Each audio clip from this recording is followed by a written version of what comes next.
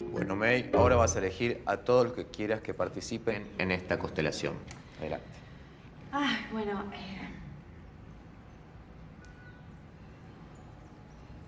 ¿vos? Sí. José, Pablo, padre, mi papá, soy mi papá. Ella, mi mamá. ¿Vos? Él es Francisco, que es mi ex. ¿Vos? Él es mi hermano, José Pablo, que es un inútil. Ay, sí, totalmente, totalmente. Mi papá todo el tiempo mirando a otras chicas, todo el tiempo mi mamá de espaldas negando. Ay, tal cual, con nuda consciente, totalmente, igual que yo. ¿Dónde ven eso? ¡Cállate! No, espera, una cosa, vos tenés que estar fumando. Todo el tiempo fumando, un pucho atrás del otro, porque mi mamá todo el tiempo fuma. Fumaba y va a fumar toda su vida. No tengo recuerdo de mi mamá todo el tiempo fumando sin parar.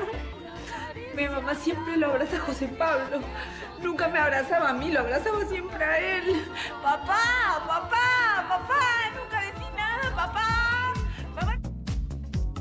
Bueno, lo que estamos viendo aquí es un fragmento de Guapas. En su momento ellos hablaban de constelaciones cuando aquí recién se empezaba a hablar de constelaciones familiares. Ahora se conoce mucho más de constelaciones familiares.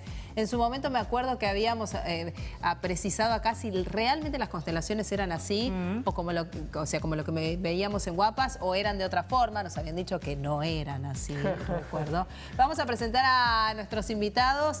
Jordi Amenós, terapeuta especializado en constelaciones y narrativa terapéutica, formador del Instituto Gestal de Barcelona. Gracias por venir, por volver.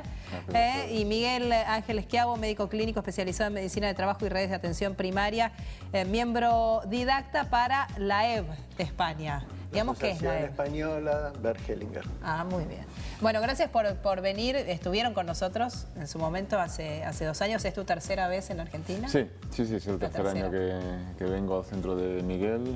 Contento de estar aquí de nuevo. A ver, yo decía al principio, Tommy, cuando hacíamos esta nota en su momento, recién se empezaba a hablar. Totalmente. Digamos, a escuchar mucho más el término constelaciones familiares. Yo decía, ¿qué es esto de la constelación? ¿Cómo es que representamos roles de otros? ¿Cómo se elige esto? ¿Cómo se decide? Hoy se sabe mucho más. O la gente... Ha evolucionado también, ¿no? Sí, mucho. Esto no era, esto que veíamos en la tele no era. No es lo que sucede en la realidad. No.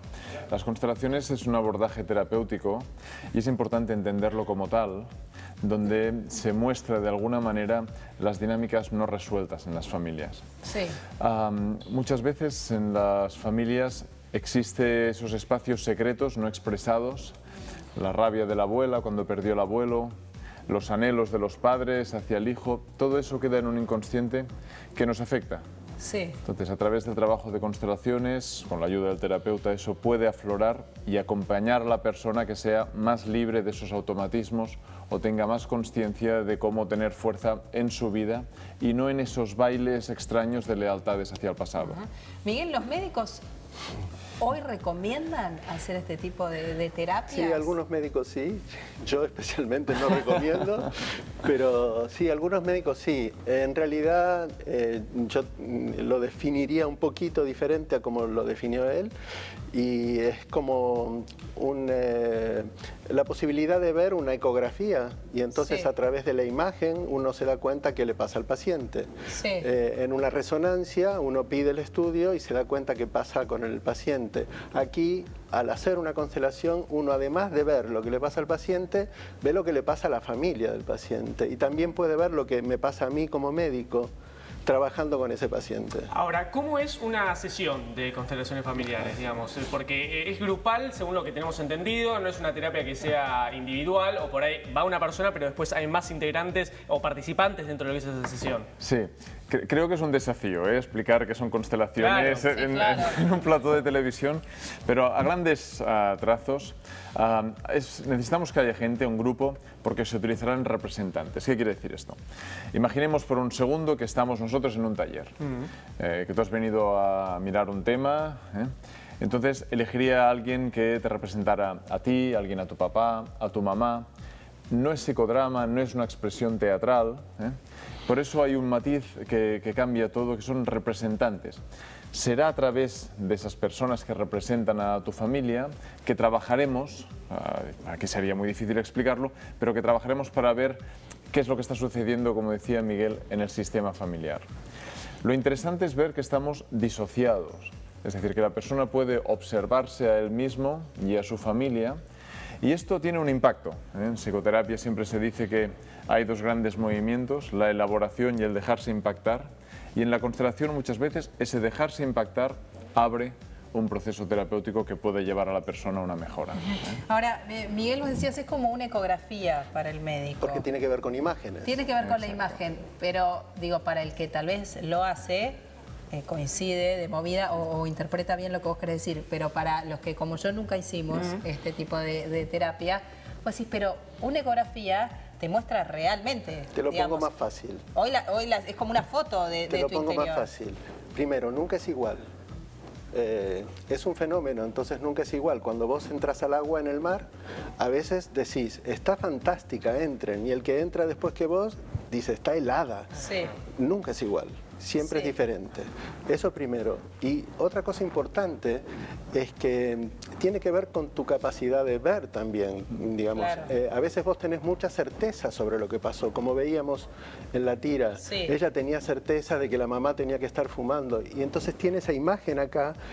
Y si la imagen le devuelve otra mamá distinta, como ella la conoció o la recuerda, es como que no va. Al principio la rechaza. A veces puede pasar eso. Está bien, entonces, pero digo, es lo que surge ahí, es lo que es. Sí. O... Hay que ir con cuidado. Claro, porque digo, puede ser que sí o puede ser que no. ¿Qué me da la certeza? Por eso iba a la comparación con la ecografía. La ecografía es una certeza, te muestra como si fuera una foto, es un dato de la realidad. Ahora, el otro es un poco interpretación, entonces eso no es. No. Hay algo con lo que trabajamos que es con las sensaciones, ¿sí?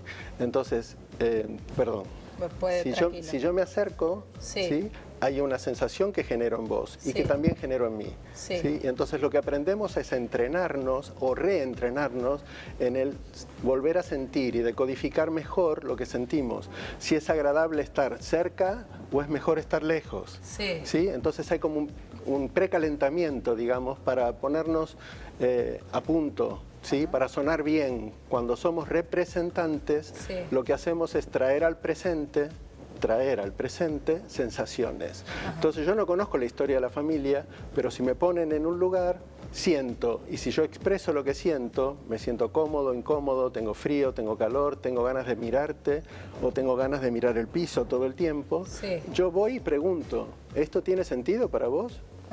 Y la persona me dice sí, puede tener sentido, o no, no tiene ningún sentido, entonces lo suelto. Sí, enriqueciendo lo que dice Miguel, yo creo que mirar el trabajo de constelaciones como si es verdad o no es verdad lo que sale, ya es una dificultad para el trabajo, ¿no? Como decía Galeano, ¿qué es la verdad? La verdad es una mentira contada por Fernando Silva, ¿no? La experiencia humana siempre es subjetiva, en realidad todos estamos inmersos en un mito inconsciente. Y si tomamos conciencia de eso, empezaremos a ver de que, claro, no existe una verdad, sino que existe una verdad interna. La pregunta es, ¿nos hace bien? Por ejemplo, las imágenes que tenemos de nuestros padres. Imaginemos por unos instantes una escena difícil, una escena donde la mamá deja al niño, al bebé, al cuidado de alguien. Lo hace porque la mamá está en una situación difícil, necesita que mientras ella trabaja el bebé quede en buenas manos. Pero ¿cómo lo vive el bebé? Como un abandono. Claro. Entonces, claro, su experiencia es de abandono, pero en realidad no está siendo abandonado.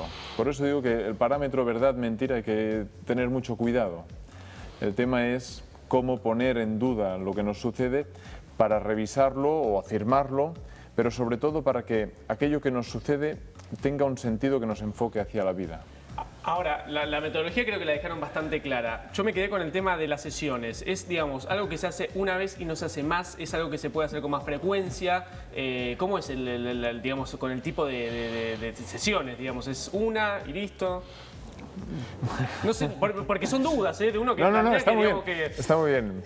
El trabajo de la constelación no es igual que una psicoterapia, entonces no te van a citar, o no tendrían por qué hacerlo, citarte semanalmente para ver distintas imágenes en cada semana. No, eso no es así. Con participar o ver una constelación o ser parte de la constelación es como que recibís una llave. Si vos entendés bien de qué se trata, esa llave te va a permitir seguir abriendo puertas. La constelación no cierra. Es algo que permite que se sigan abriendo dentro de tu conciencia más espacios. Es como si miraras el estudio desde distintos lugares. Una cosa es el estudio que yo veo hacia acá y otra cosa es si yo me pongo desde allá. Y otra, bueno, por eso tiene que ver también con el contexto. Vos hacías el caso del bebé, si siente abandono. Puede no sentir abandono porque el contexto es otro. Es otro. Depende cómo se lo hagan ver ese bebé y cómo se lo cuente ese bebé. O sea, hago dos apuntes. Uno, con lo que decía Miguel, yo recomiendo que la constelación esté inmersa en un proceso psicoterapéutico. Es decir, la persona va a un psicoanalista, va a un psicólogo, va a un gestáltico, va a un coach, y en ese proceso, en algún momento, quizá está bien poner una mirada sistémica, pero luego hay que seguir elaborando. Y el segundo tema es, la experiencia será como se lo cuenten, ojalá fuera tan sencillo. La experiencia surge espontáneamente. Bueno, como lo vivas. Exacto. De repente como ese bebé lo viva, si es, digo, volviendo a tu ejemplo, ¿no? Sí. Según en qué situación ese bebé quede a cuidado de, si sabe que está en un entorno de amor, de cariño, que su mamá va, trabaja, vuelve y lee. Pero ojalá fuera si tan fácil, Nuria, de verdad. Porque estamos movidos por la experiencia, pero también por una mitología familiar, por el propio contexto social, ¿no?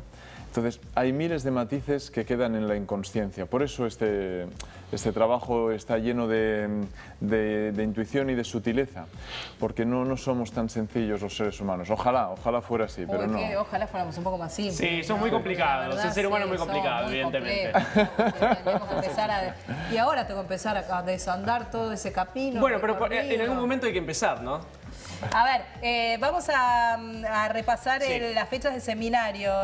4, 5, 6 y 7 de mayo, o el taller abierto de constelaciones a través de la narrativa terapéutica el 6 y 7 de mayo. Exacto. ¿Sí? Se pueden inscribir o consultar, allí está el mail a donde los pueden llamar. Pueden ir y ver qué pasa. Tampoco es necesario que constele aquel que va. No, pueden venir. Puede ver. Exacto, y eso ya enriquece. A veces tiene mucho más efecto eso. Sí. Yo quiero decir algo sobre... ¿Puedo?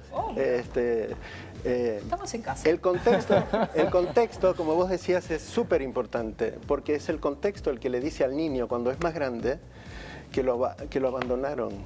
Y entonces esa historia crece también con él. Y entonces llega a la constelación y te dice, yo fui abandonado, y tiene 60 años. Y vos decís, si un bebé abandonado puede vivir, no viven. Un bebé abandonado no vive. Es decir, hay algo que pasó que él ha recortado y que el contexto lo ayudó a recortar. El contexto somos nosotros. Y nosotros somos los que hacemos ese contexto. Nosotros decimos que eso es malo o que aquello es bueno. Entonces hay que ser muy cuidadoso con lo que decimos. Yo me quedo con eso. Nosotros somos los que decimos. Lo que pensás que es malo puede ser bueno. Y si es malo, descartarlo. Descartarlo de la vida. Gracias a los dos por haber venido. Gracias a ustedes. Un placer. Gracias.